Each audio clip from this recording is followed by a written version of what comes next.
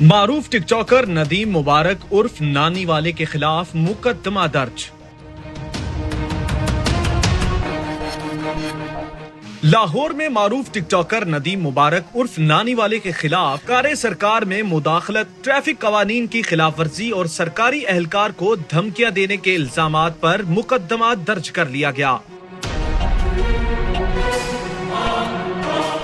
FIR के मुताबिक मुलजिम ने मुबैना तौर पर तेज रफ्तारी से गाड़ी चलाते हुए वन वे की खिलाफ वर्जी की। रोकने की कोशिश पर उसने ट्रैफिक वार्डन को गाड़ी से हिट करने की कोशिश की और एहलकारों के साथ बदतमीजी करते हुए उन्हें धमकियां भी दी।